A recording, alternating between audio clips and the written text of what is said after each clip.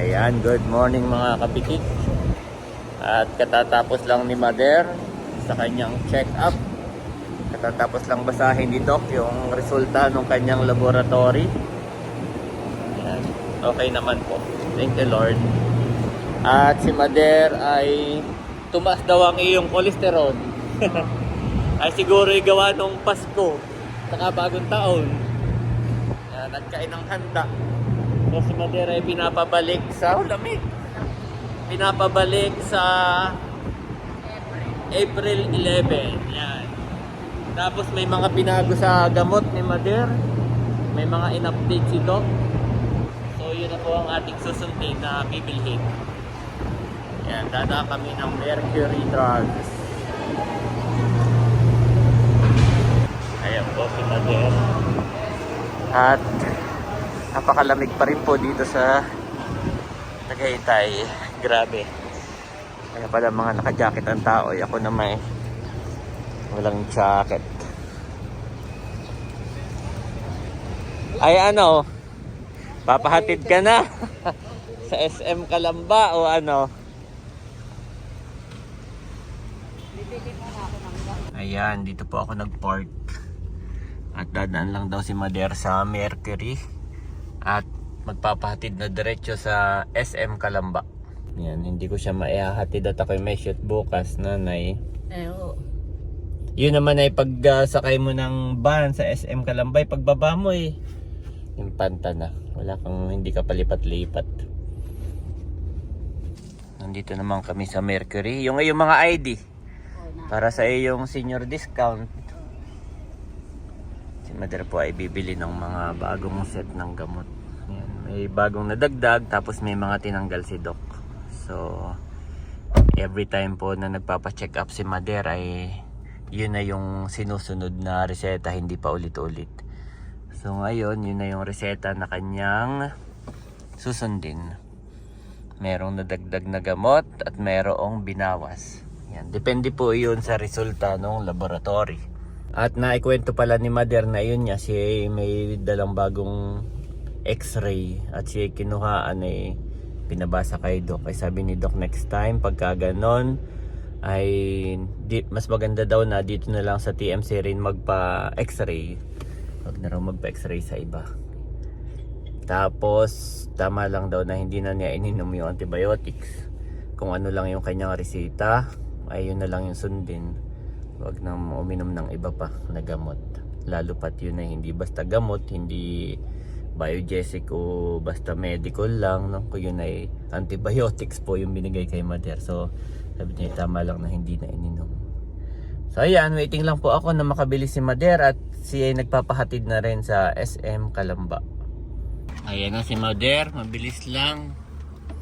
Kompleto naman yung gamot mo. Oo. Oh, wala na tayong ibang bibilhin. Wala na.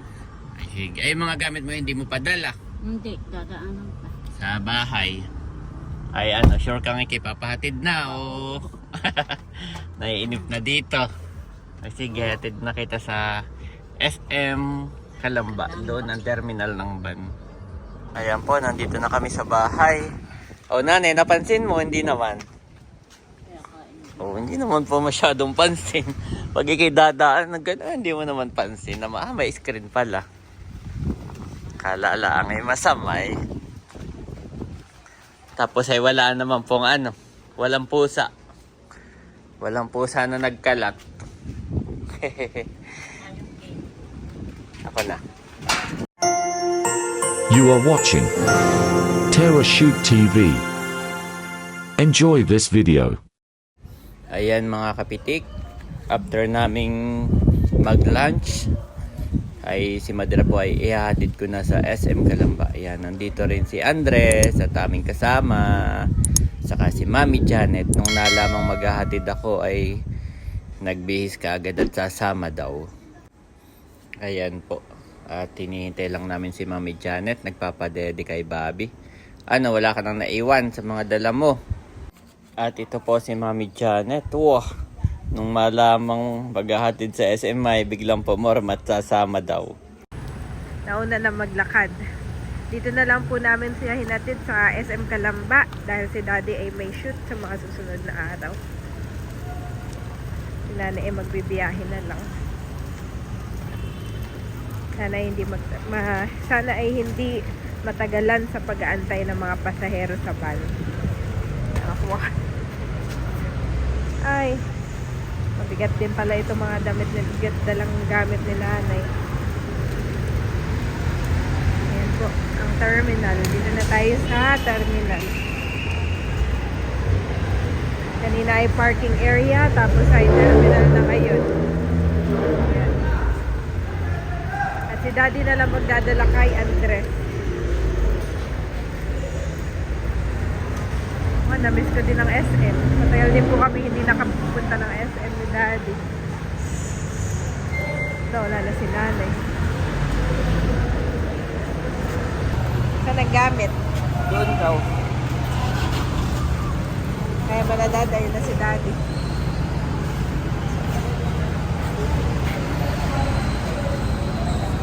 At sakto naman po, si Madel na lang inaantay pala at paalis na.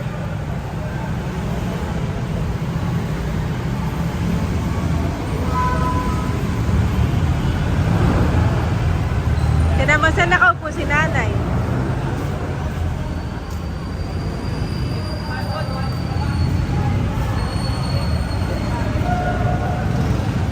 Lord, safe travel.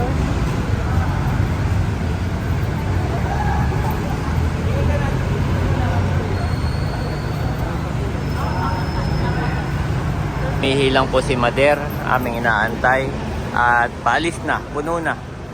Ayan, ito po si Andres. So, sinamahan ni Mami Janet si Mader na umihi. Ayan, nandito na po si Mader, nakasakay na. Kaya na. Nanay! Kami lang papasok na sa SM ha. Sige, ingat. Ayan, let's go. Nakasakay na yun. Yun naman ay pagbabay impanta na. So, ayan po, kami papasok ng SM at mag-grocery si Mami Janet. Bali,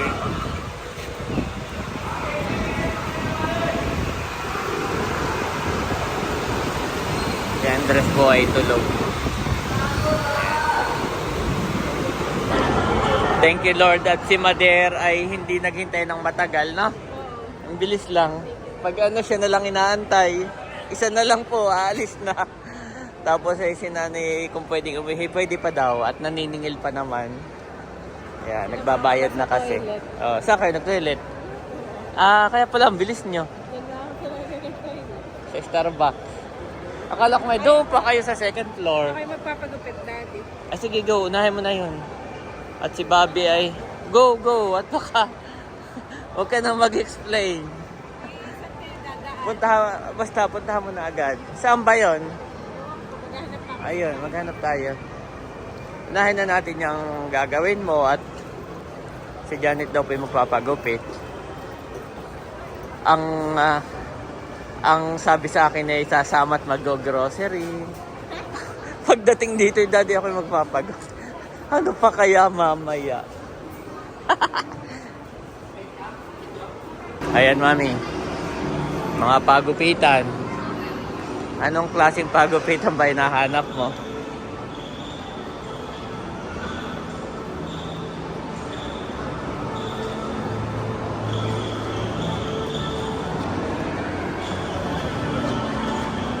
Ayun, pagupitan din yata yun.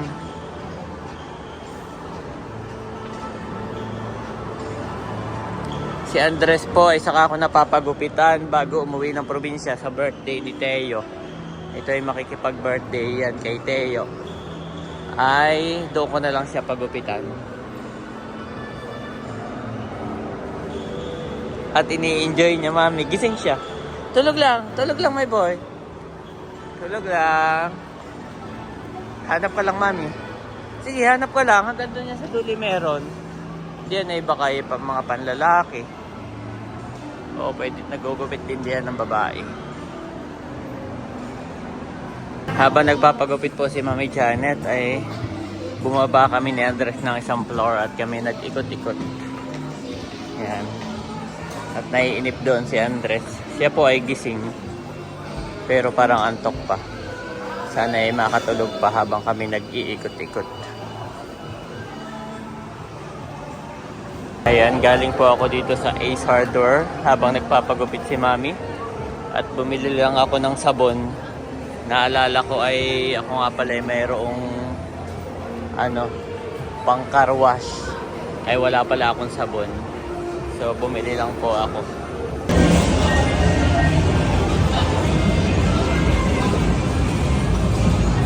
Tulog pa rin si Andre. Parang wala pang ganang mag-play.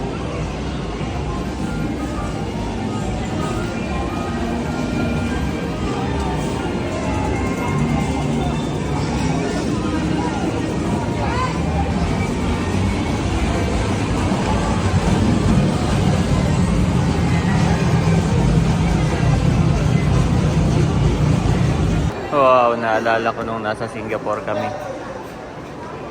Pila rin dito sa Liao Liao.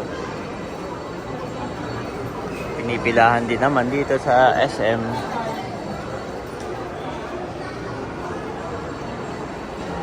Nandito na kami sa ground floor.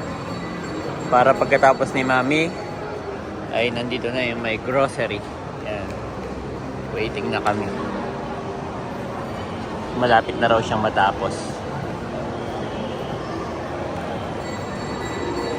Yan, habang hinihintay namin si Mami Janet, nandito po si Ma'am Ashley. Hello po, Ate Nels! Kalayaan! Yes, Kagwapo lang. From Doha, Qatar. Yes po. Yan, nakita-meet natin. Salamat po sa inyo po. God bless po. Lagi po kami nanonood sa Doha, Qatar. Ay, salamat po. Hinihintay lang namin si Janet. Ay, saan po? Nagpagupit po. Kasama si Si Kabeshi. Ay, hindi po. Si Janet lang. Wala po yung bunso niyo. Ay, nasa bahay po. Opo, nasa bahay. Ayan, salamat po ulit. Mas gwapo-gwapo mo na. Kakagising po yan. Kakagising ka. Kaya wala sa mood. Ang gwapo. Say hi! Say hi! Sige po. Nandiyan ang Mami. Where is Mami? Ah! Andito pa rin si Ma'am Ashley. Oh. Nakita ko siya, si Andres. Wala si Tao. Picture tayo. Ay, sige. Nandito na si Mami Janet. Patingin niya. Bago yung ano mo dati. Alin? Yung ano ng phone. Casing, yes. Marami na ako nabili. Sa tagal mo. Mami, madilaw na. Pagka kami nagagala-gala, sabi ni ate, Kuya, dilaw na ng casing mo. May bago kami dito. Patingin niya, Mami. Ayan. Maganda. Yes, maganda. Actually, straight lang yan eh. Blue. Oh? Dry lang. Ah, gano'n. Pero maganda. Akala ko may style. Hindi, may Straight lang pala yun. Ang ganda. Okay, let's go. Kinanitisan lang natin. Kanina ka pa hinahanap nito. Mami. Mami, sure na. Happy na si Andres. Nandiyan na ang Mami. Kanina pa ito titingala sa akin at Daddy, Mami. Kami po yung nakapila na ni Andres. At mahaba ang pila. Yan. Ito namang isang pila na to ay 3 ang cashier. Kaya dito. Tapos basket lang siya. Natanong mo ako kung ba't ako nagpalit ng casing. Tingnan mo. Kadilaw. Tapos sira na rin. Okay lang ba? Thank you Nagbabasa na po si Andres. Mami, nagbabasa si Andres. Ito yung may nakikita siyang letra. E, A. Ini-spell niya. F. S. I. N. N. E. Alam na po niyan. Alam niya na. Oo. Si Andres ng alcohol. Oh, give to Mami. Mami. Oh, good job. Okay, wait ka namin doon sa labas.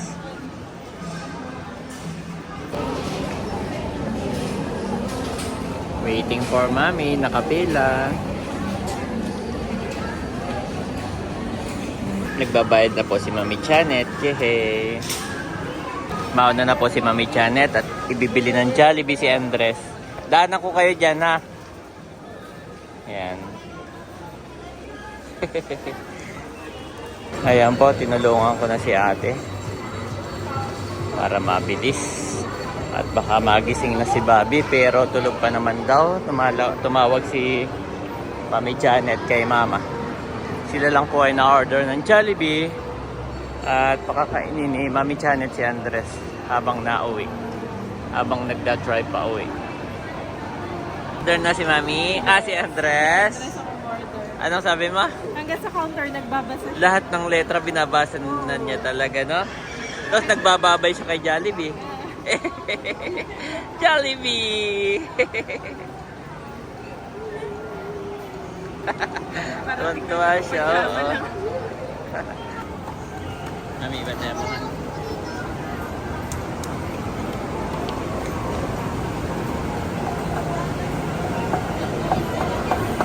Hinihintay lang po ni Mami Janet yung order.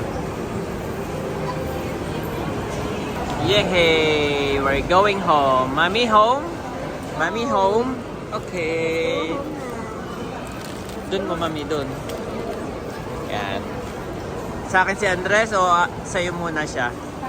Sige.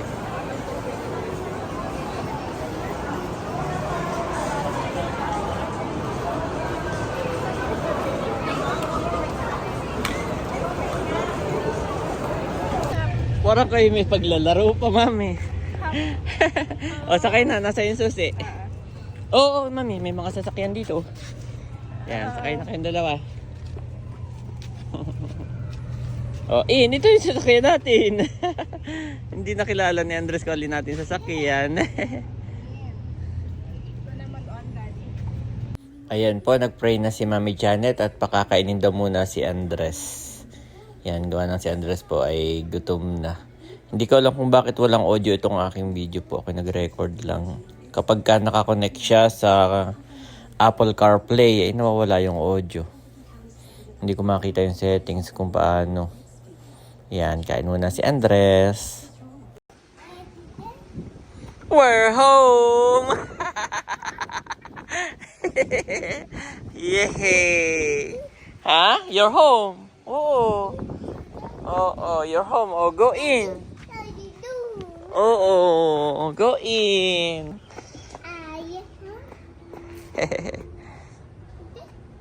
Home, Mami, oh. Okay naman, ah. Hindi siya halata talaga. Hindi siya halatang may screen.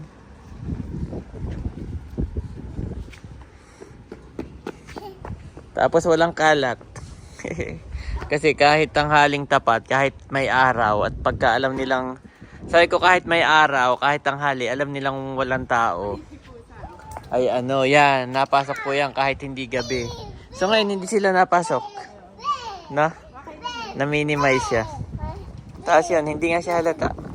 Pag hindi mo papansinin, hindi siya halata. Okay, Andres in! Andres in! Why? Home. Home, Mami, home. Okay, go. Oh, daming kalaro ni Andres. Puro babae. Grabe. Yours, Lord, is the greatness and the power, and the glory and the majesty and the splendor. For everything in heaven and earth is yours. Yours, Lord, is the kingdom. You are exalted as head over all. 1 Chronicles 29-11 Niv.